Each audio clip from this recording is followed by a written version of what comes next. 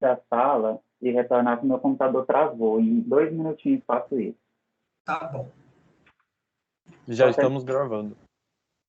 Oi, novamente, bom dia a todo mundo que está aqui presente, ao Nono Coma, né, o coletivo em artes visuais do programa de pós-graduação em artes visuais da UNB. Eu sou o Renato Medeiros, sou doutorando do programa também, e hoje eu vou estar com vocês mediando a mesa redonda número 8, né, que tem o tema de gênero e visualidades. Hoje a gente tem a apresentação aqui. Vou fazer uma apresentação muito breve, né, de quem está conosco. Temos o Fernando Pericim, que vai apresentar a comunicação Pontos de Fuga, uma série fotográfica sobre os dilemas do armário. Em seguida, a gente tem a Luciane Silva de Souza Prudente, né, com o trabalho de título Visualidades, Antropologia e o Corpo Feminino nas Histórias em Quadrinhos.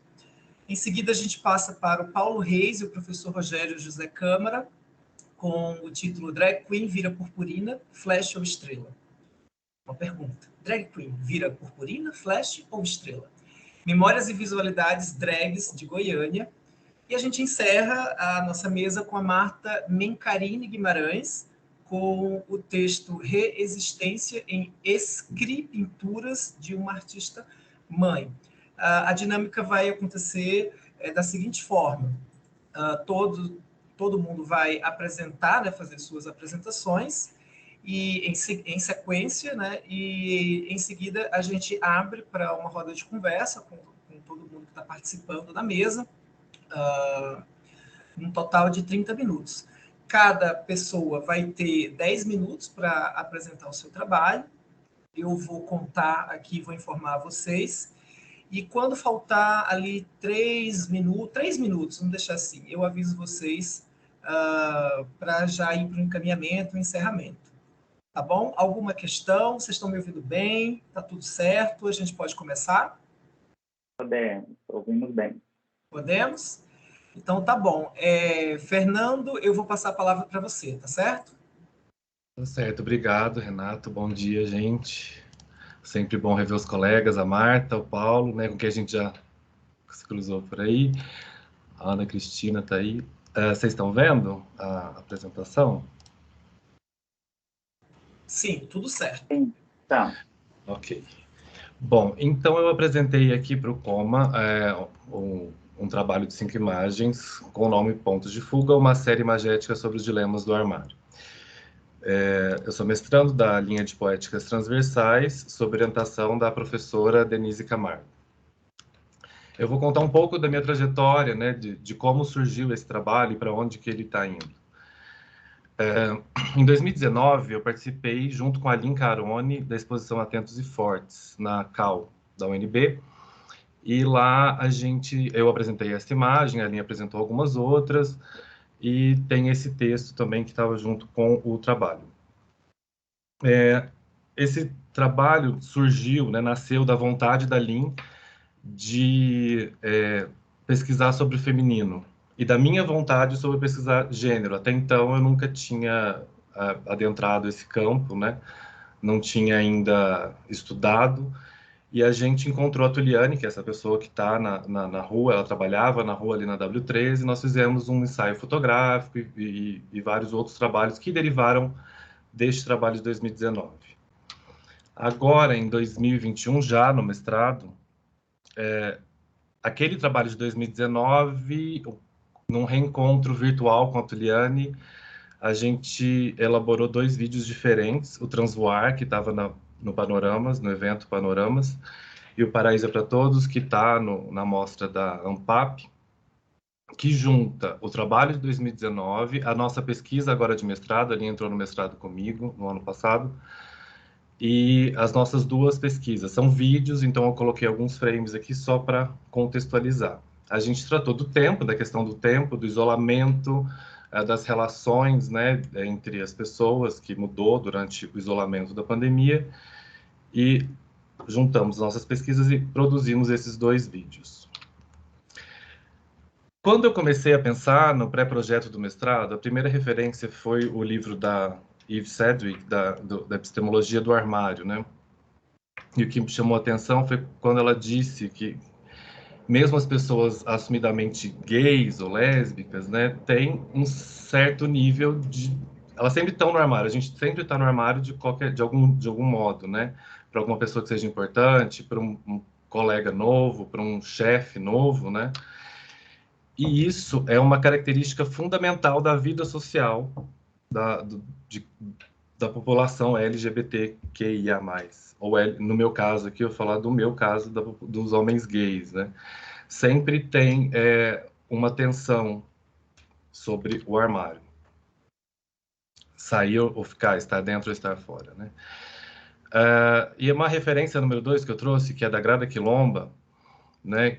O que me chamou a atenção nesse livro, quando eu li, é que ela diz que quando alguém sofre um episódio de racismo, a gente sempre pergunta, o que você fez, então, para a pessoa, né? E não o que isso fez com você. A gente deveria perguntar o que isso fez com você, né? Como isso te afetou, de qual maneira, né? E eu fiquei pensando nisso, sobre o tema do armário, né? O que estar no armário faz com a gente, né? O que isso causa? Qual tipo de ansiedade? O que isso pode trazer? Então, eu entrei no mestrado com um pré-projeto que tinha um título De Dentro para Fora, Reflexões e Notas acerca das consequências das decisões de permanecer dentro ou de sair do armário. Poéticas do Dilema. E comecei a fazer vários ensaios fotográficos, pensando numa troca de pele, pensando num esconder, no dentro, no fora, no fechar e no abrir, né, nessa decisão. E aí, já no mestrado também, em 2021, participei desse congresso do 10º Sinabé, que é um congresso sobre gênero e raça, inclusive, com esse trabalho, que também era um vídeo, tem 2 frames aqui, que eu fiz uma série performática na Esplanada dos Ministérios, sozinho, à noite, porque estávamos em isolamento ainda, né, na época, inclusive em lockdown. Eu trouxe nesse trabalho o texto do Agamben sobre o que é o contemporâneo, né? E tem essa citação. Pode dizer-se contemporâneo apenas quem não se deixa cegar pelas luzes do século e consegue entrever nessas a parte da sombra, a sua íntima obscuridade. E também, durante esse tempo de mestrado, eu tenho me debruçado agora mais sobre o Observatório de Mortes Violentas LGBTI+, no Brasil. É um relatório que quem faz esse observatório, junto com o Grupo Gay da Bahia, que era quem carregava isso sozinho durante anos. E ele se baseia na clipagem de notícias da internet. Eles vão pesquisando na internet, com Google Alerts, e tentam identificar, porque não há um dado oficial, né? Mas aí o relatório que eu estudei, tenho estudado bastante, é o de 2019, quando 329 LGBTI sofreram morte violenta, né, por homotransfobia, ou seja, 1 a cada 26 horas. Lembrando que esse dado sofre de subnotificação, porque não há dados oficiais. Então, o que eu pensei sobre isso, né? É que decidir sair do armário também é decidir cuidar da saúde mental, ou não, ou se deixar atacar pelos fatores externos. E, inclusive, em último caso, morrer, né? É uma decisão sobre arriscar a própria vida, integridade física, né? Fiz uma outra performance na Esplanada dos Ministérios, onde eu li o nome dos 174 homens gays mortos, vítimas de mortes violentas do ano de 2019, segundo o relatório do Grupo Gay da Bahia. E aí eu cheguei, depois de trabalhar com muitas imagens, cheguei nessa série de 5 imagens, tem 3 aqui, que eu chamei pontos de fuga, e que são uma repetição da mesma imagem com intervenções gráficas, né? Pensando ainda no dilema do armário. Essas são as 2 últimas, as outras 2. Então, o que eu pensei quando eu construí essas imagens? Tem mais de 70 imagens, eu selecionei essas 5 para mostra, né? Essa repetição, acho que tem a ver também sobre pensar constantemente sobre o dilema, essa repetição do problema, e tem a repetição das imagens, né? Eu trago a repetição das imagens. E eu penso que a perspectiva como ponto de vista, né, como a imagem, tá, tem uma perspectiva, uma representação de perspectiva na imagem, mas também a perspectiva é um ponto de vista, né, ponto de vista de quem está fora, de quem está dentro do armário. A perspectiva também pode ser o pensamento, o cenário, né, qual o cenário que a gente vive? A gente vive num cenário de violência, né, então perspectiva com relação ao cenário, a perspectiva também pode ser esperança, né, qual a esperança que a gente tem que isso vá acabar, ou que a gente não tenha esse problema, ou que esse problema possa ser minimizado. Os Fernando, pontos... 3 com minutos, licença, isso. Estou vendo, por isso que eu estou acelerando. Os pontos, né? O que são os pontos? Tem vários pontos na imagem, o ponto das perspectivas, alguns outros pontos, né? Então, eles são sinais, eles são lugares determinados, qual lugar que você está para você poder sair ou não do armário. Pontos também são miras e alvos, né? A gente está na mira e é alvo de violência, né? As fugas, né? Tem a linha de fuga, então quais são essas fugas, né? As fugas que trazem alívio, você deixar de pensar no problema para se aliviar ou fugir do problema como uma retirada rápida.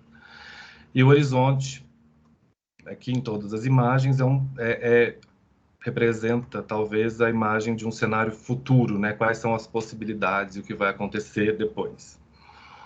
Esse trabalho já tinha acabado quando eu me inscrevi para o Coma e, enfim, minha pesquisa continua, vou passar rapidamente aqui, pensando agora em trazer os grafismos de escrita para as imagens que eu estou produzindo agora. Pensei nessas referências, né? Barbara Kruger, Alex Fleming, Guerrilla Girls, que trabalham com palavra, né? E imagem.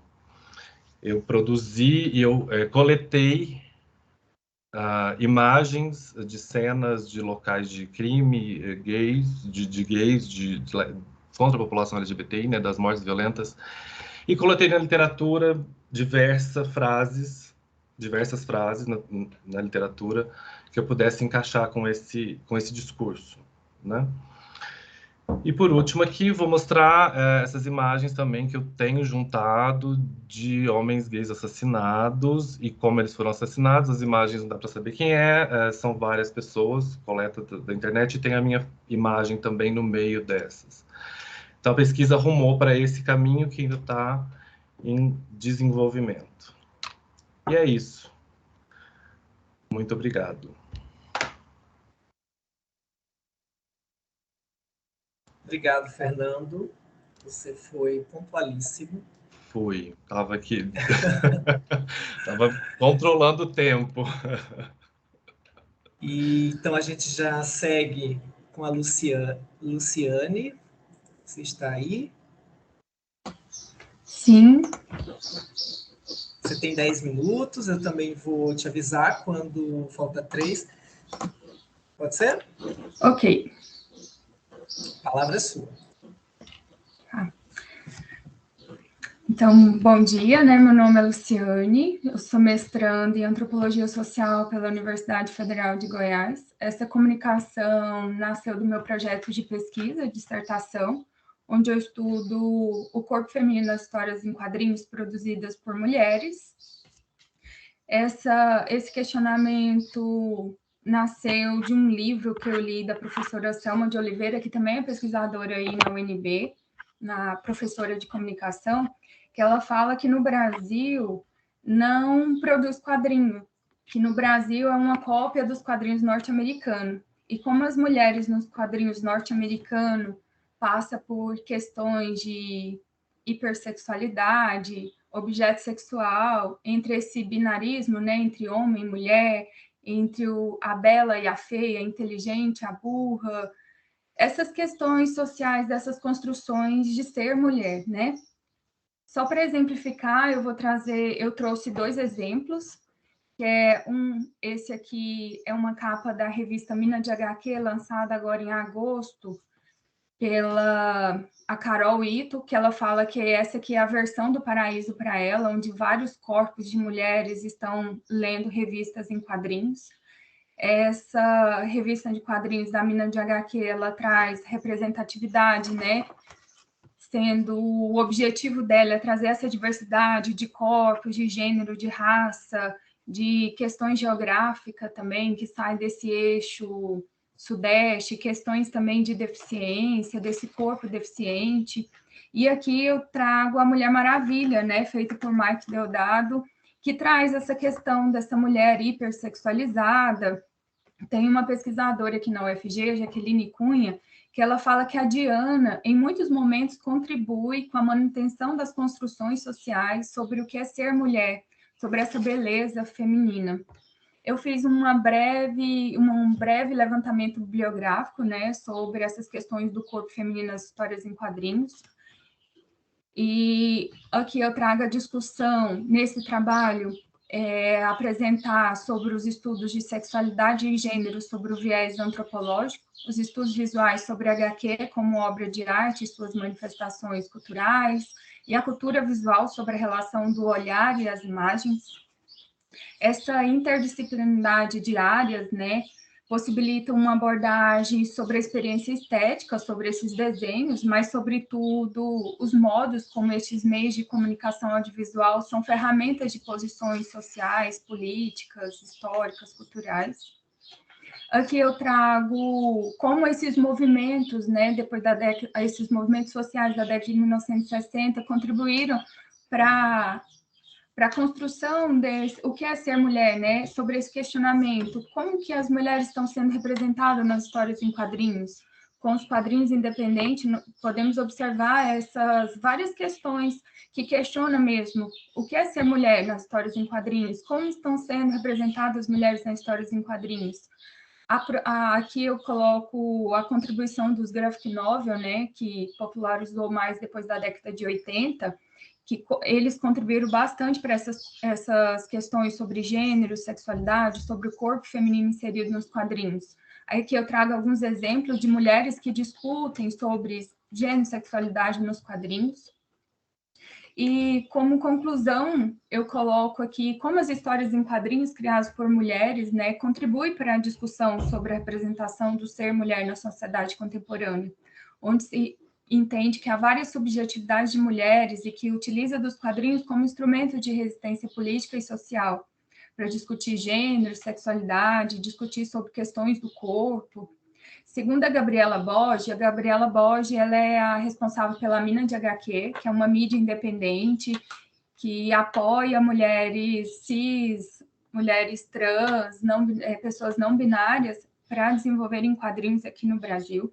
Segundo ela, com a popularização da internet, o acesso às redes sociais e com a crescente discussão sobre os feminismos, há várias iniciativas de mulheres quadrinistas dedicadas à produção feminina de histórias em quadrinho. As principais iniciativas aqui no Brasil foi a Lady Comics, a Mina de HQ, o Projeto Zine, entre outros projetos independentes de mulheres cis, trans, não binárias no universo dos quadrinhos, com temas cotidianos ou de militância. Essas artistas estão levando para os quadrinhos o olhar feminista, interseccional e antirracista.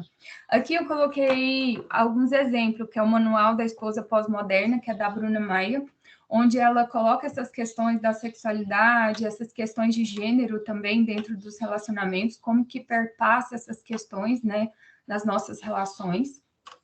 Esse aqui da Laura Taide aconteceu comigo, né? Ela fez uma hashtag nas redes sociais para várias mulheres relatarem suas experiências, o que é ser mulher, né? Atualmente na sociedade. E com esses relatos, ela fez esse quadrinho que perpassa por várias questões que nós mulheres enfrentamos atualmente, né? Questões de aborto, estupro, questões de assédio, questões de gordofobia, racismo. Aí aqui eu coloquei as duas marcas, né? Que é da Mina de HQ e da Lady Comics, que incentiva essas mulheres, né? São mídia que incentiva as mulheres a produzir quadrinhos aqui no Brasil. E a minha contribuição é isso.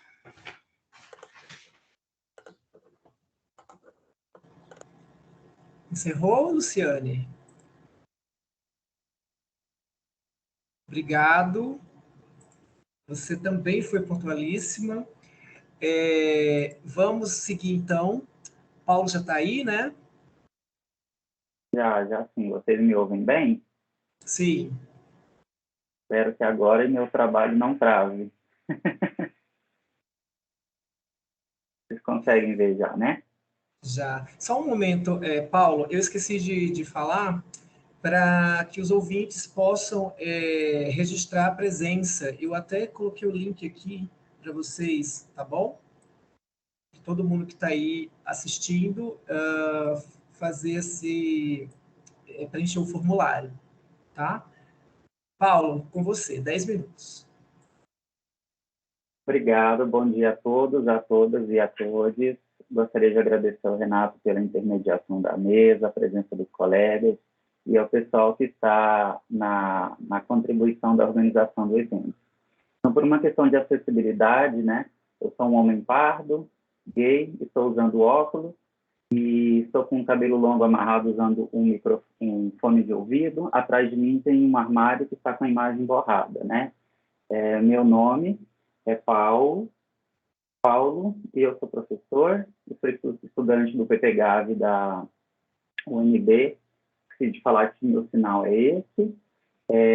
Sou docente do Instituto Federal de Goiás, meu orientador é o professor Rogério Câmara, também docente da Universidade de Brasília. Estou na linha de pesquisa de imagem, visualidade e urbanidade. Essa pesquisa, esse artigo, né, intitulado Drag Queen vira purpurina / estrela, né, que é uma pergunta, ela nasce de uma provocação que aconteceu no momento de entrevistas, e justamente no momento de pandemia, onde todo mundo passou, né, por alguma dificuldade. Então, a minha pesquisa em andamento no doutorado, ela foi prejudicada, né, assim como várias outras pesquisas, que tinham em seus interlocutores artistas em momento de performance, né? E com o isolamento social foi muito difícil a gente saber durante um determinado período como acompanhar, né? Como ir para a pesquisa de campo. Então, muitas dessas minhas drags interlocutoras buscaram outras formas de sobreviver e de performar, inclusive com a aposentadoria, né? Essa morte imaginária dessa drag que teve que para se sustentar, começar a desenvolver outras atividades porque sobreviviam, né, da arte da drag na noite. E outros fatores também que levaram a essa questão foram os falecimentos de drags por agravamento de saúde dos artistas antes mesmo da pandemia, e muitos dessas minhas interlocutoras drags faleceram durante a pandemia por conta do Covid-19, né? E aí isso me fez pensar sobre a morte simbólica desse artista, sobre a aposentadoria, né? Não vou fazer drag mais porque, né, preciso me sobreviver, desses artistas drags. Além das dificuldades e problemáticas, né, dos editais de lei de incentivo à cultura que nós temos atualmente, que é o Aldir Blanc, de reconhecer esses artistas da noite como artistas. E aí, para contextualizar, eu preciso falar um pouco dessas memórias de visualidade das drags em Goiânia, né? É muita coisa, eu vou tentar resumir. Então, nos anos 80, nasce ali, né, os shows e apresentações esporádicas de travestis e transformistas, em alguns espaços frequentados por públicos homoafetivos, né? E aqui temos a Ludmila Pimentel, que foi uma das pessoas grandes figuras de Goiânia. E aí, Goiânia, no final da década de 80, fica conhecida internacionalmente pelo acidente geológico do SED 137. E aí, nessa mesmo local de reurbanização, a cidade de Goiânia começa a repaginar a cidade para apagar esse acidente histórico, né? E aí, com isso, nós temos, né, uma ação migratória, que é o sexílio, né, que é o exílio de homossexuais, lésbicas e travestis para a capital, ocupando inicialmente os bairros periféricos. Então, nós temos essa migração, também no final da década de 80, de muitas dessas pessoas que saem dos interiores da cidade de Goiás para buscar na capital uma forma de conseguir exercer a sua liberdade sexual sem sofrer tanta violência, né, nos interiores. E aqui tem basicamente um mapa de Goiânia, onde está essa seta, onde aconteceu o acidente radiológico e onde tem essas estrelas, onde começaram ali na década de 80 e se firmaram na década de 90, os pontos de bares, né, e lugares de sociabilidade de LGBTs em Goiânia. Então, aqui é a imagem do setor central e não vai dar tempo de explicar muita coisa, porque senão eu perco a fala, né? E aí a grande Goiânia, né, que é uma brincadeira jocosa que é colocada dentro da cidade, né, que nós temos a fundação, né, a consolidação desses mercados segmentados, como diz a Isadora França, né, de que são mercados específicos para o público LGBT. E aí tem a grande influência de São Paulo e metrópoles europeias, E começa-se, né, até a grande divulgação de shows nesses mercados segmentados, né, os shows em boates específicas, que na época chamada de GLS. E temos o apogeu do grupo Jonas 24, que seria a nossa referência, como se fosse o nosso Dizzy Croquete daqui de Goiânia.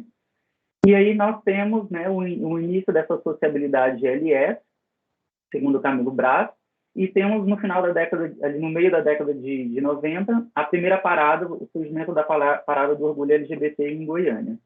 Nos anos 2000, né, essas drags têm uma ampliação desses espaços de performação, e aqui na foto tem uma das empresárias que recebe a Léo Áquila, né, não é de Goiânia, mas é empresária de Goiânia, Regina Perry, e começamos a ter uma mudança nessa estética e visualidade drag, né, o reconhecimento artístico nos anos 2000 e profissionalização dessas artistas, tem as controvérsias de disputa desses espaços, né, as brigas internas, a recepção de artistas de fora, né, de São Paulo, que é sempre a grande referência que nós temos.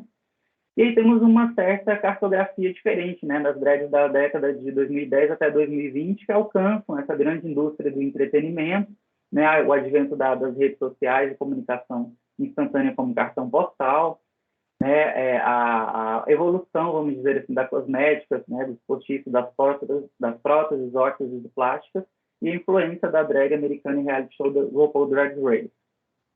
E aí, nessa pesquisa, né, o uso das metáforas e brincadeiras jocosas, né, de que viado não morre, né, vira purpurina, de cada mergulho é um flash, né, dessas brincadeiras jocosas que as drags fazem, para colocar a situação dessas memórias dessas drags, né, que faleceram.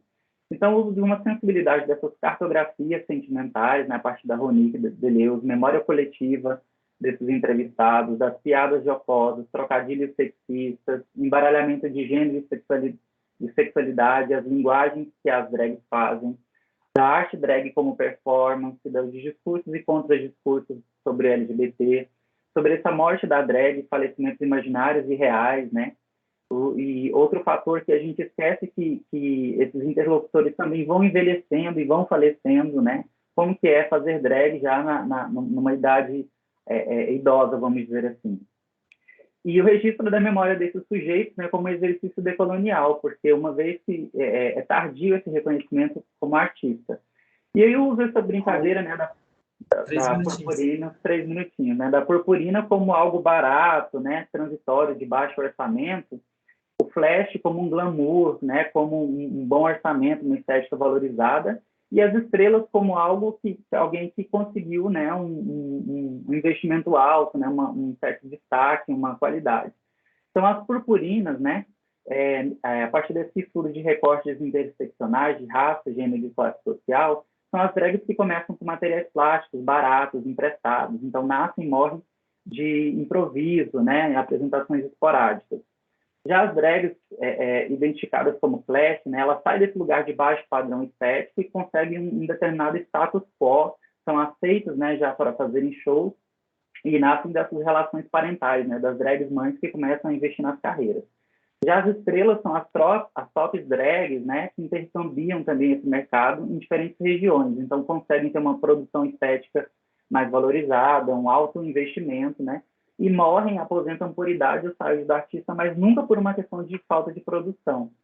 E aí, finalizando, né, temos aqui, a maioria dessas artistas que eu apresentei foram drags que faleceram realmente, né, são drags que não estão mais nesse plano, e aí não deu tempo, né, porque a apresentação é muito curta, né, para a gente pensar nessas classificações segundo os entrevistados, né. E aí, na finalização, eu consigo, com esse trabalho, né, usar até de um título de um filme, né, To Wong Fu, Obrigada por Tudo, Thanks for Everything, eu consigo concluir que a memória dessas artistas drags como valorização e registro desses artistas goianos, né, que é a minha intenção nesse novo capítulo, essa memória da identidade cultural LGBT e teatral em Goiânia, né, como formação de grupos, discursos e performances como espaço de poder junto aos movimentos sociais, como exercício decolonial, o reconhecimento, né, mesmo que tardio, das drags como artistas da noite, né, entretenimento e ações afirmativas, e, por fim, drag como veículos, né, que embaralham nessa construção de gênero, que uma vez que fabricam seus corpos, né, através de feminilidade, ciborgues, androgenias, animalidades, futuristas, em diferentes cartografias.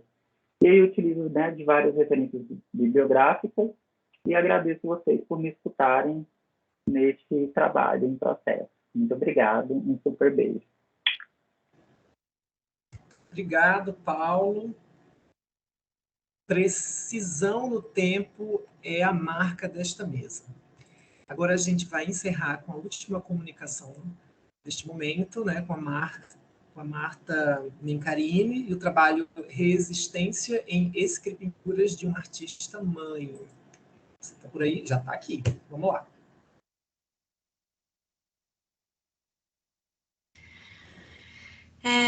Olá a todos, todas e todes. Sou Marta, doutoranda em artes pela Universidade de Brasília. Sou uma mulher cis, do cabelo bem preto, óculos e a pele morena clara. Estou na linha de Poéticas Transversais, aqui na Universidade de Brasília, com orientação da professora Maria Beatriz de Medeiros e com orientação da professora Silvana Macedo, professora lá da UDESC. Essa pesquisa, eu tento, então, fazer uma análise de dois trabalhos de duas artistas que utilizam da escrita de si, que é um conceito Foucaultiano,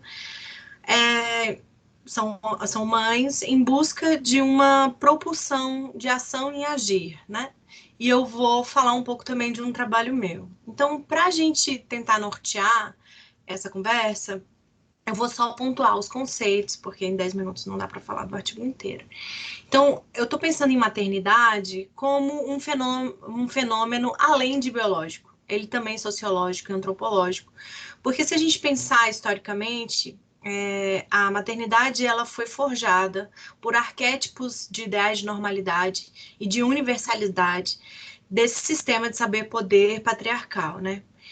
E esse sistema, ele institui no corpo da mulher, né, um ideal de procriação e um ideal de domesticidade, onde existe uma distância entre o público e o privado, sendo que o público é relacionado ao homem e o privado relacionado à mulher.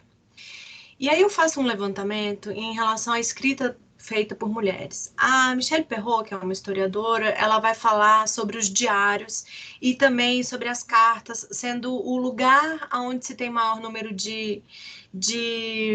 da fala feminina, né, do eu da mulher. A Virginia Woolf, naquele livro Um Teto Todo Seu, ela vai escrever uma ficção tratando sobre a criação, e ela vai falar que uma mulher só consegue escrever ficção se ela tiver um teto todo seu e também dinheiro. A Bell Hooks, ela vai tratar também da questão da criatividade, e ela vai falar sobre esse luxo do tempo. E para uma mulher ter o luxo do tempo, ela tem que fazer alguns sacrifícios. E os sacrifícios, né, que ela pontua é o fato dela morar sozinha e não ter filhos. E Gloria Anzaldúa vai trazer esse texto é maravilhoso, quem nunca leu, por favor, Falando em Línguas. Ela vai falar assim, cara, esquece tudo, esquece o quarto todo seu, escreve. Escreve onde você estiver, escreve como você puder, escreve. Escreve como a salvação, né? Como aquilo que vai fazer com que você construa alguma coisa. Então, eu parto do conceito Foucaultiano de escrita de si, lembrando que esse conceito ele é trazido por Foucault de uma análise que ele faz greco-romana, em que os romanos e os gregos tinham caderninhos chamados hiponematas, que eles escreviam como um diário, mas era um processo de escrever, ler sobre si mesmo e construir sua identidade, né? Construir a identidade e a alteridade. Então, esse conceito de escrita de si, ele vem sendo trabalhado por várias feministas das artes visuais, como a Thalita Trisoli, a Lona Saturnino, só para citar algumas. E o Foucault é muito estudado pela Margaret Hago, que é uma historiadora brasileira, e a Margaret Hago ela vai trazer a questão sobre a escrita de si como uma ampliação existencial dessas subjetividades coletivas, e como que isso é um fenômeno político. A Diana Klinger, ela vai fazer uma análise também em relação à escrita de si, mas ela vai trazer outras duas questões que são importantes, que é a relação entre autobiografia e autoficção, onde uma verdade, se é que existe uma verdade, né, uma verdade com várias aspas aí, está muito mais ligada a uma forma criativa do texto do que da vida do autor. Então, eu vou trazer uma análise muito mais profunda no artigo, mas vou trazer rapidamente aqui. É o livro da Letícia Bassim, Mãe, ou Eu Também Não Gozei. A história, Letícia, ela se encontra grávida, ela tinha se relacionado com vários homens, e ela vai atrás, então, do pai dessa criança. E ela não, enfim, ela tinha se relacionado com alguns homens, e esses homens, eles não vão assumir a paternidade. E aí, ela, nesse texto, que é um imbricado, que é um expurgo, é uma relação fragmentada, né? Nessa relação, aqui são os personagens, ela começa a, então, investigar a própria memória, e para saber quem poderia ser, e o texto dela esbarra em várias questões fundamentais para os feminismos, que é o controle da sexualidade das mulheres, o sistema de saber-poder, as formações familiares, né, não nucleares, a herança como sistema judiciário, a paternidade ausente, a maternidade solo, enfim, várias questões. O segundo livro que eu faço análise é Névoa e Assobio, de Bianca Dias. A Bianca, ela engravida, ela tem um filho, o filho nasce e morre em 5 dias. E então ela vai tratar dessa escrita de si nessa relação de luto, da morte de um filho, trabalhar toda uma questão de tabu, né, que as pessoas não falam sobre morte, principalmente de criança muito pequena. E ela vai falar sobre a dor, o cuidado, numa escrita extremamente cuidadosa nesse cuidado de si mesma. Da escrita, escrever é fazer uma colheita em flores num campo minado. E é muito interessante porque as escolhas que ela faz também para a construção do livro, e isso vale para as duas, mas da Bianca ela traz esses bordados que você consegue ver a parte da frente e a parte de trás. E rapidamente eu também vou trazer o meu livro de artista que eu desenvolvi no primeiro ano de vida da minha filha, e buscando esse, né, relendo o meu livro de artista, Dê em Mim para Sobre Você, que eu desenvolvo, eu percebo que a partir dessa escrita de si, a partir desse trabalho de falar sobre mim, para tentar encontrar um lugar de reexistência e de existência, porque existir também é resistir, é aí que inicia, então, a minha pesquisa em arte maternagem. Então, a escrita de si, ela passa a ser como uma chave de resistência e reconstrução de si para um movimento em coletivo. Muito obrigada. Marta, obrigado. Nossa, eu ia avisar para você dos 7 minutos, mas você foi mais rápida do que eu. Tá todo mundo me ouvindo? Alguém? Marta, você saiu? Ih, eu acho que a Marta caiu. Estamos te ouvindo bem, Renato. Ah, não, ela está aí. Bom, muito obrigado, né, a todo mundo que participou aqui da mesa, a todos e todas as nossas convidadas e convidados aqui presentes. Eu acho que a gente vai ter um tempo bom de debate, né?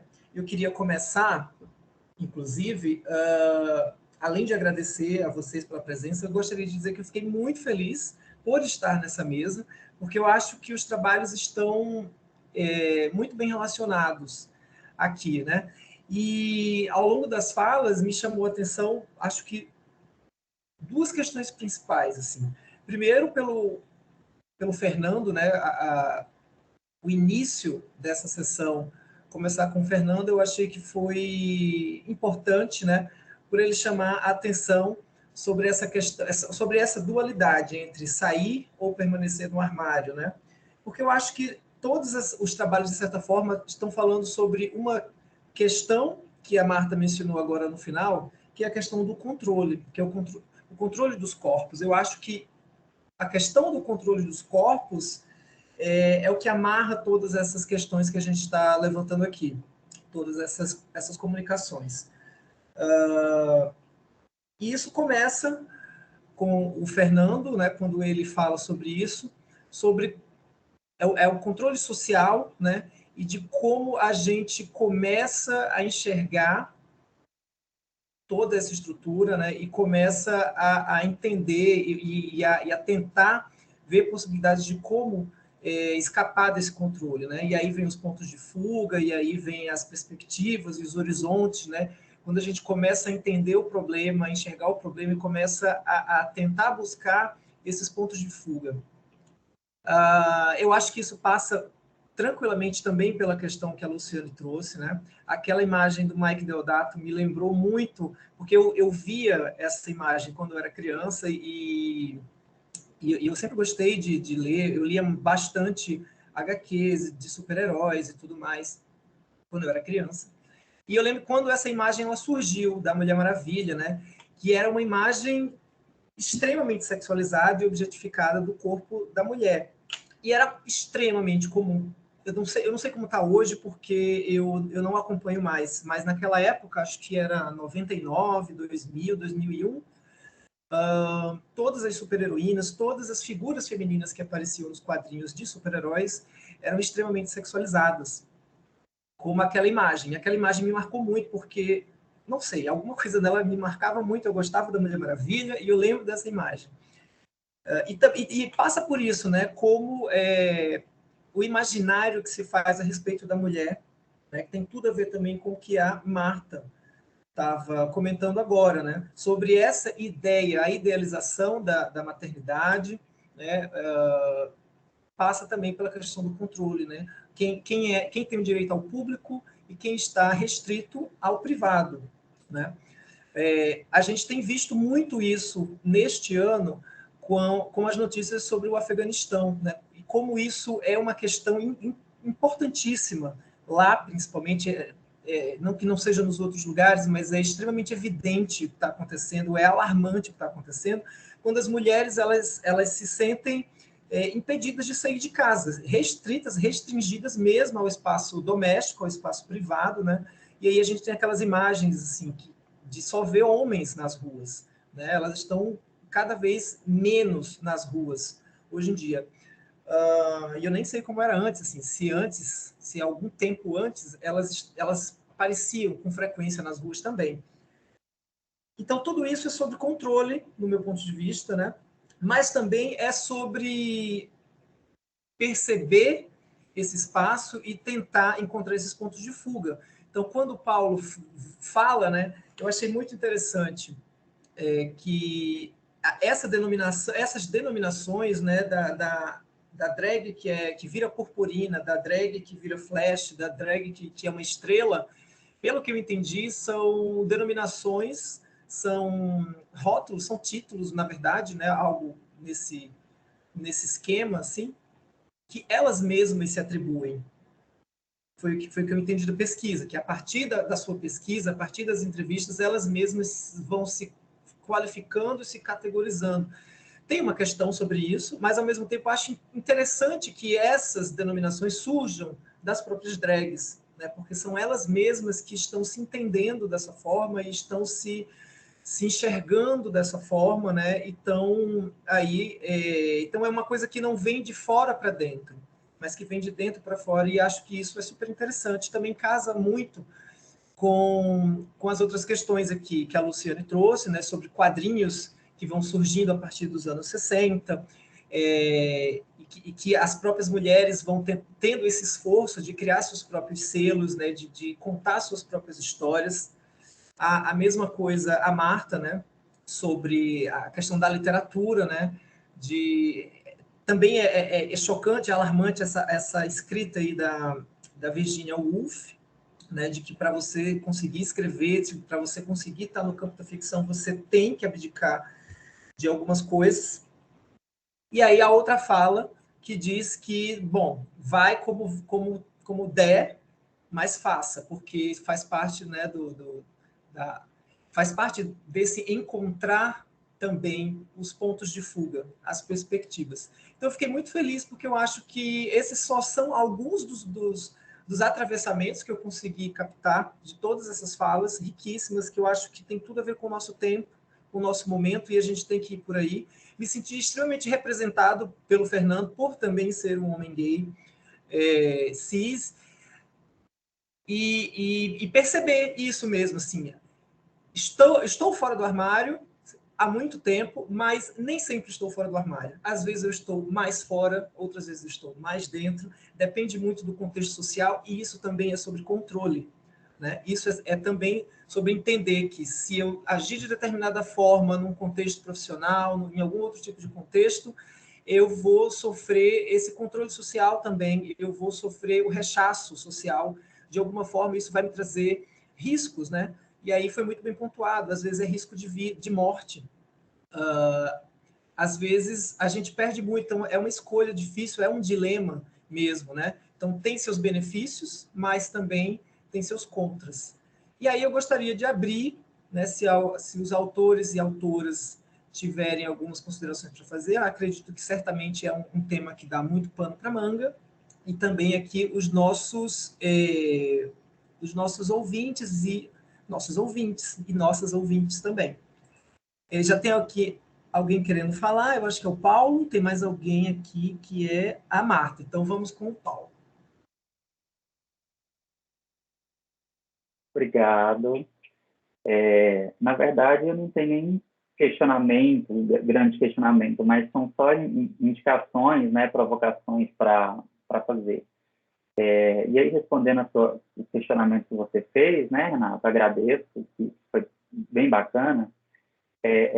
Eu quis justamente utilizar das brincadeiras jocosas, né, que são retratadas, né, no show, nas piadas das drags, porque eu lembro do primeiro filme que eu assisti que tinha o contexto drag na minha vida, foi Priscila, Rainha do Deserto. E aí, a cena, né, do filme começa justamente com o velório de uma drag. E aí tinha toda uma caricatura, né, sobre como é a morte de uma drag, né? E aí, quando eu me deparei pela primeira vez com a morte de uma drag na qual eu convivi, eu fiquei pensando assim, mas, gente, será que eu vou montada ou não? Né? Será que é esse perfil mesmo que acontece? E aí eu fiquei naquela, vou montada ou não, sabe? Qual que é tem seriedade no velório? Ou realmente eu vou seguir aquilo que as brincadeiras, né, gente? Porque as drags brincam, né, gente? Quando eu morrer, pelo amor de Deus, né? Vão, façam um show. Eu quero uma boate, né, no velório, eu não quero tristeza. Mas aí, entre o imaginário, né, entre a brincadeira jocosa e o real, né, tem uma lacuna extrema.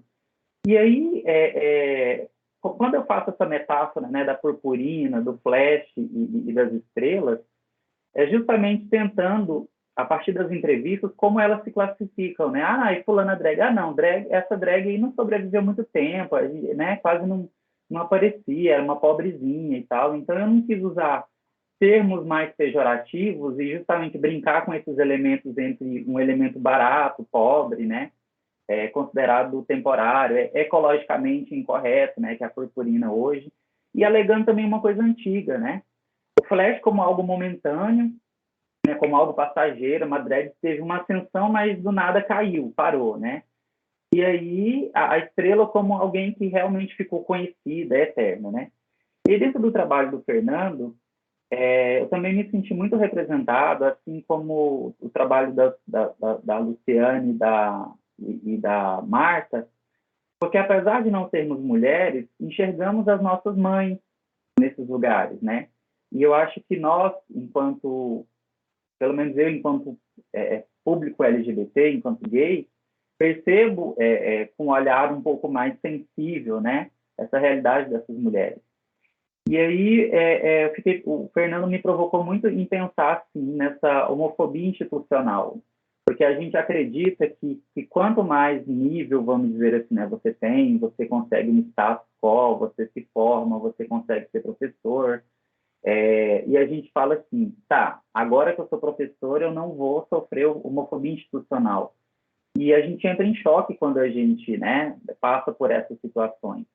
E aí tem esses lugares sociais, né? Tem turmas que você, por mais que as pessoas saibam, você não pode debater o assunto, tem essa percepção política de que nós, professores, temos um kit gay na escola, que estamos fazendo, né, essa apologia, né, sexual. E aí me fez pensar muito o trabalho da Luciane, e aí eu queria depois conversar com a Luciane. Eu tive uma aluna na graduação em artes visuais, no qual eu sou professor, que fez um trabalho muito parecido, que dialoga muito com o seu. E ela tem um trabalho de quadrinhos, que o TCC dela foi justamente sobre uma literatura promovida para desmanchar esse imaginário do lugar da mulher. Então, ela foi falando sobre histórias em quadrinhos e pinturas e grafismo sobre outras representatividades, né, e acessibilidade de mulheres. Já para o trabalho da Marta, tem uma colega nossa que é doutoranda aí na UNB, que é a Ana Reis Nascimento, e ela é professora da UFG. Você conhece a Ana, né? Ela tem um trabalho também formidável de questionar esse lugar da amamentação, né, do mamilo, do peito em lugar público. Então, para dar espaço para os colegas, eu só queria contribuir mesmo, assim, parabenizá-los, e agradecer também mais uma vez, e que bom rever o Renato, né, o Fernando, conhecer a Marta, a Luciane, nesse momento tão difícil. Então, gratidão. Um beijo. Marta, contigo.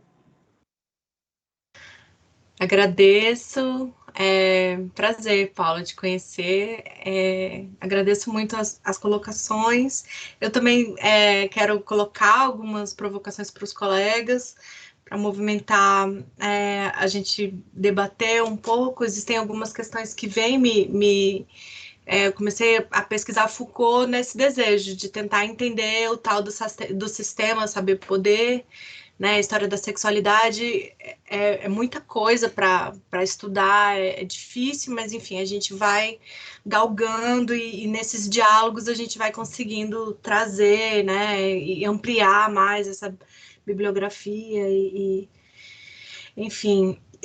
Eu queria conversar um pouquinho também com o Fernando. O Fernando, conheço um pouco mais o trabalho dele, porque a gente já fez algumas disciplinas juntos, mas eu fiquei muito interessada nesse último trabalho que você mostrou. E comecei a pensar se você já esbarrou ali no Deleuze em diferença e repetição. Fiquei pensando muito, assim, tipo, como que esse livro tem a ver com o que você está pensando, porque é o mesmo, diferente e repetido, diferente e repetido. Fiquei pensando também que talvez uma das questões que eu não vi você falar, mas você está falando, é sobre o autorretrato, né? Você está trabalhando com autorretrato, amigo. E as questões de alteridade, de identidade, e aí talvez, enfim. Eu achei lindo o trabalho do Paulo, eu me emocionei muitas vezes, muitos momentos, assim, e fiquei pensando muito sobre essa questão do coletivo, assim. Atualmente, minha pesquisa é em arte maternagem, então eu estou muito voltada para as questões de gênero, classe, raça, as interseccionalidades todas, mas sempre voltada para esse lugar do materno, né, das problemáticas que já são muitas. E atualmente eu venho tateando esse que para mim já existia, mas que eu venho tendo mais certeza o quanto o corpo coletivo é necessário para fazer qualquer fissura no sistema, né? Como que a coletividade, estarmos em coletivos, por mais que eu não seja, que eu seja uma mulher cis, eu sou uma pessoa que busco, né, trabalhar diariamente a não ser racista, a ser inclusiva, a buscar, né, ações e metodologias que quebrem o sistema patriarcal, o problema é o sistema capitalista patriarcal. Pronto. Pronto, já chegamos a essa conclusão. Como fissurá-lo? Para fissurar... Vai cair a live, hein? Vai cair de novo. Para fissurá-lo, precisamos estar em coletivo. Então, assim, achei lindo, Paulo, lindo, lindo. E a Luciane tem alguns pontos, cara, eu sou completamente apaixonada por HQ, assim, eu fiquei um momento da minha vida me questionando muito, fui professora de jornalismo, já trabalhei muito na área de comunicação, assim, então tenho algumas referências que eu queria conversar com você. Eu tenho que subir ali na estante para pegar, que eu não vou conseguir lembrar de todas. Mas é incrível, assim, maravilhoso. Eu acho que esse é um lugar também muito bom, que é esse lugar do Zine, que é esse lugar mais da comunicação mais rápida, mais direta, né? E que a gente consegue chegar em mais pessoas, né? Eu queria agradecer muito a todos, todos, pela oportunidade. Beijo. É isso aí, gente. Mais alguém para comentar? Eu queria fazer um destaque, inclusive, se alguém quiser comentar também pelo chat, né, fazer alguma pergunta, algum questionamento à nossa mesa. Eu queria fazer um destaque a isso. Eu acho extremamente importante essa iniciativa, né, de inclusão, principalmente que o Paulo fez hoje aqui. Leva um pouco de tempo fazer isso. Eu sou um homem, cis, gay, que usa óculos e estimular a questão da acessibilidade, né? Leva um pouco de tempo, mas é interessante como causa um pouco, como esse estranhamento já causa um pouco, já tira a gente do lugar e já causa um pouco de fissura no coloquial, né? E eu acho importante, eu acho interessante isso ter acontecido aqui. Ontem, na mesa que eu participei, também aconteceu, né, com a Thaís Costino, ela fez questão de se apresentar dessa forma no início, aí em seguida a Marta hoje também fez, e eu acho que isso é interessantíssimo, porque coloca a gente no espaço, né? E é uma questão de representatividade também, né? E obriga a gente a sair do nosso lugar comum e a pensar nos outros, né? Nas outras pessoas que possivelmente podem acessar o nosso conteúdo. Então, achei brilhante, gostaria de agradecer, e acho que a gente tem que fazer mais disso mesmo, né? E faz parte de se policiar e de incentivar que isso aconteça mais, que a gente seja cada vez mais plural, né? Mais diverso, que a gente respeite essa pluralidade toda, principalmente nessa mesa aqui, que fala sobre gênero e visualidades, principalmente, né? A Luciane Prudente quer falar. Eu quero agradecer, mesa maravilhosa, tanto o Fernando, o Paulo, a Marta. Marta, eu fiquei encantada com o seu trabalho, encantada. Parabéns ao Fernando, ao Paulo também, todos. Eu não estou tendo acesso ao chat. Se alguém depois quiser contribuir, eu aceito as contribuições do Paulo, da Marta. Depois eu posso enviar e-mail para contato. E obrigada, gente. Quero agradecer mesmo por participar dessa mesa tão linda. Thaís, sua vez, você está por aí? Eu estou por aqui. Bom dia, gente. Bom dia. Não, só agradecer também. Que mesa maravilhosa, assim. Estou absolutamente apaixonada. Luciane, eu não conhecia seu trabalho. Do Paulo eu já tinha passado o olho, assim, meio coreando. Mas eu não conheci seu trabalho, Luciane. Muito bom conhecer. Eu acho que é um assunto extremamente relevante. Acho que o destaque que o Paulo deu no comentário dele a respeito dessas discussões em ambiente de sala de aula é, assim, não só fundamental, mas como urgente, né? Algo extremamente urgente. Eu acho que todo mundo que está envolvido com arte e educação de alguma forma tem que pegar o link dessa mesa e mandar para todo mundo, assim, mandar para geral. Porque que discussão rica e que discussão importante, assim. E aí eu fiquei lembrando um pouco de algumas experiências de estágio na UNB, umas experiências que eu tive substituindo, né, em sala de aula, e uma das professoras que acompanhei no estágio, ela usava justamente esse espaço da HQ como uma forma de dissidência, assim, como uma forma de dissidência de corpos usuais, de identidades ditas usuais, né? E ela pegava esse universo das zines, principalmente, divulgava para os alunos como um espaço de furo mesmo, sabe? Desses padrões de grandes editoras ou de uma padronização dos corpos, como você falou, né? Da questão da Mulher Maravilha, como isso reforça um padrão, né? E como furar isso. E aí tem tanta produção local, sabe? Tanta produção independente que se propõe a desafiar esses parâmetros, que eu acho que é muito importante essa divulgação em sala de aula. E uma das coisas que eu lembrei de uma experiência de estágio que eu tive é que a gente estava discutindo sobre o barroco, né? E aí eu trouxe a figura da Artemisia Gentileschi, assim, aí eu estava pontuando algumas coisas e no final uma das alunas virou para mim e falou: ah, mas ela foi estuprada, ela estava fazendo a aula pelada, e eu fiquei meio sem saber processar essa informação, sabe? Porque entra muito naquilo que... Uma coisa que o Fernando até trouxe, né? De questionar a pessoa, como ela reagiu e não o que isso fez para ela. E esse pensamento ainda está tão entranhado que eu acho... É uma coisa que eu destaco novamente o que o Paulo trouxe, assim. Como é importante a gente aproveitar esse espaço da arte e educação, um espaço de sala de aula, para ir desafiando e chutando essas paredes mesmo, né? E trazendo um pouco dessa figura, né, do estar no armário. Estar no armário é um lugar de contenção, né? Tem uma leitura de um lugar de contenção.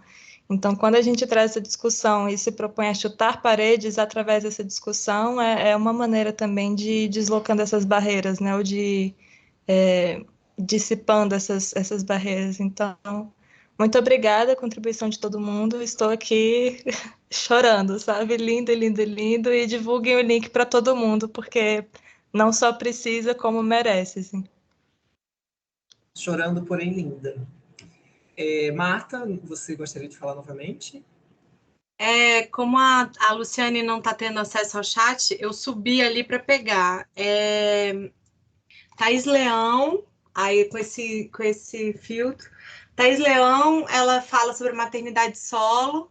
Ela tem dois, tem esse aqui, Exército de uma Mulher Só, que é muito legal, que ela se mostra o corpo dela com pelos, e enfim, e toda uma questão também sobre paternidade ausente. Esse é Vírus Tropical. Ela não é brasileira, mas também trata de questões sobre o corpo da mulher.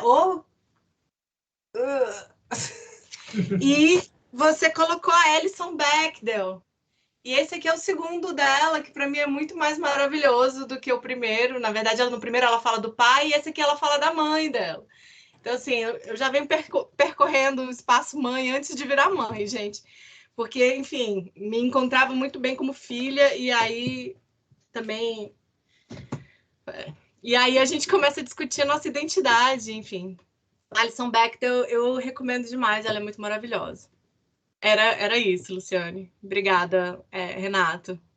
Eu achei interessante isso que também a Thaís estava comentando, que me lembrou de uma outra coisa, assim, já partindo para o campo formal e acho que adentrando um pouco mais o campo da arte, eu já acho que é desafiador quando, no espaço pedagógico da arte e educação e tudo mais, a gente insere as próprias HQs, né? Porque as HQs também ocupam um lugar que ainda é um pouco marginalizado e que causa estranhamento. Causa estranhamento, eu já tive a oportunidade de estar também em estudos de literatura, ainda causa estranhamento na literatura, causa estranhamento nas artes visuais, causa muitas questões. E é interessante também usar desse espaço formal, a forma, né, de como a gente vai provocar esse estranhamento, como vai provocar essa fissura. Eu acho que a HQ ela também contribui nisso, assim, porque ela também luta por espaços, também luta por legitimação, por validação, né? Acho que tem conseguido, principalmente nos últimos 15 anos, talvez, mas eu queria pontuar isso também, assim, de como acaba sendo... como esse estranhamento ele pode contribuir, né?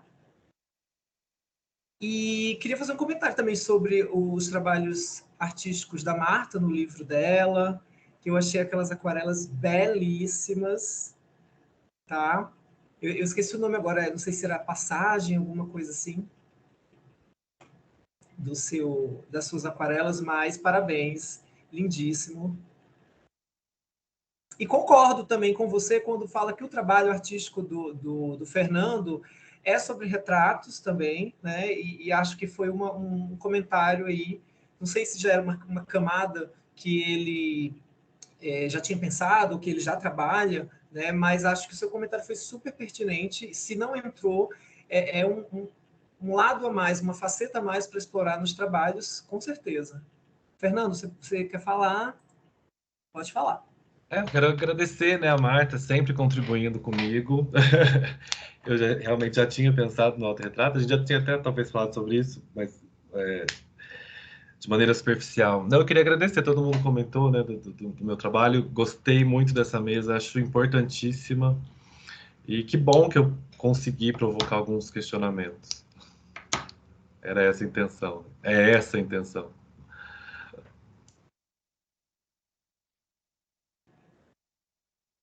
É isso, gente. Ainda temos aí 18 minutinhos. Thaís, você... Não, vou aproveitar para fazer a divulgação aqui, que tanto a Marta quanto o Fernando estão participando da exposição Linhas de Fuga, nossa exposição online. Tem uma aba lá onde vocês podem visitar o site pessoal de cada um para conhecerem mais sobre o trabalho, conhecerem mais da Bia. O Renato também está com os trabalhos lindos na exposição. Então, esses trabalhos estão lindos. Então, só aproveitar aí para divulgar os trabalhos que estão compondo a exposição, e quem tiver interesse de olhar, tiver interesse de dar uma bisolhada lá no site pessoal de cada um, estão lá para serem investigados. Sim, uma ótima lembrança, Thaís. Vou ver se eu consigo colocar aqui o link da exposição para quem ainda não conferiu. E eu já vou, então, fazendo alguns informes, né? Quem não ainda se inscreve, preencheu o formulário aqui, de frequência, por favor, preencha, tá? Porque a gente vai precisar disso. Logo em seguida, a gente vai encerrar agora, daqui a pouquinho, né? Essa mesa, e na parte da tarde nós temos ainda mais duas mesas redondas, né? A mesa redonda 9, que é o ensino de artes visuais e suas políticas públicas. Em seguida, a gente tem a mesa redonda 10, com as narrativas curatoriais e historiografia da arte. E também temos hoje a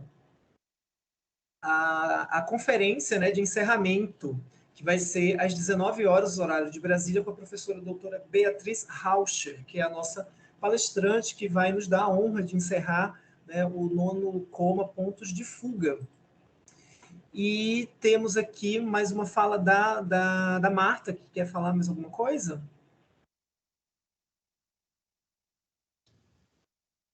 Só para acrescentar ao comentário que a Thaís fez, eu também faço parte de uma coletiva de arte, que chama Arte e Maternagem.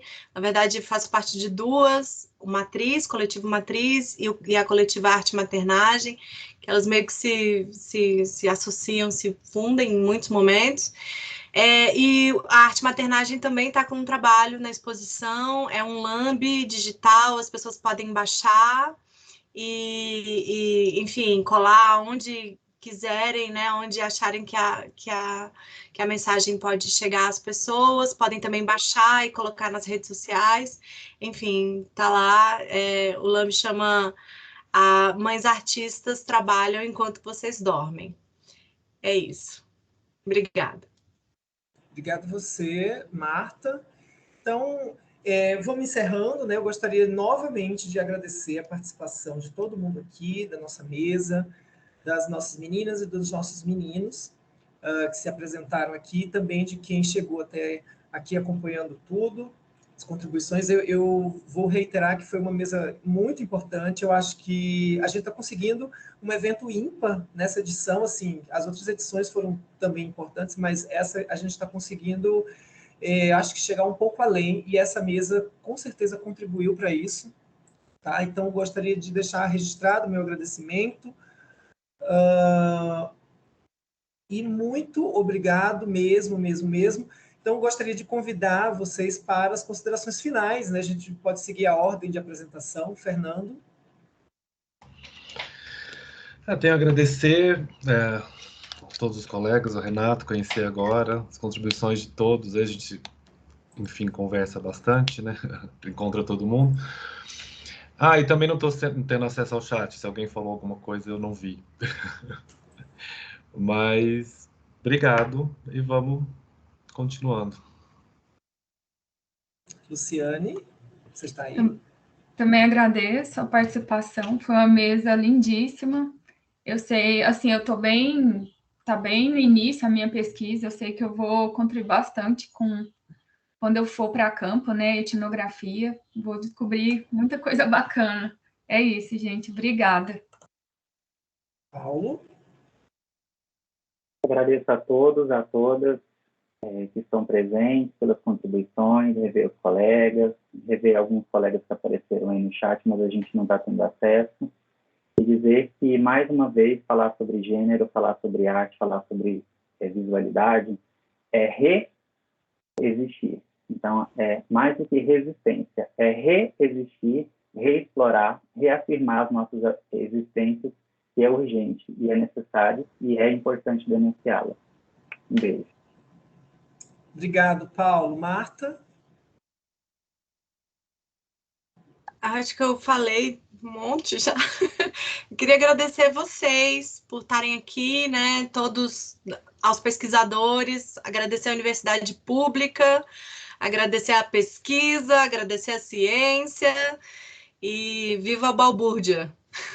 Isso, dá o mérito científico a quem merece, de verdade, né? E também gostaria de agradecer a participação aqui da UFG, sempre com a gente, sempre participando, né? Super importante essa conexão, esses atravessamentos entre as duas universidades, super importante saber, né, dessa parceria constante aí, de ter sempre gente da UFG participando com a gente. Então, vou encerrando a mesa. Muito obrigado mais uma vez. Espero que todos possamos nos encontrar no COMA também daqui a 2 anos, né? Que agora o COMA é bienal. E nos vemos logo mais à tarde para as últimas mesas e para a conferência de encerramento. Ok? Obrigado. Vinícius, você está aí? Pode encerrar a gravação.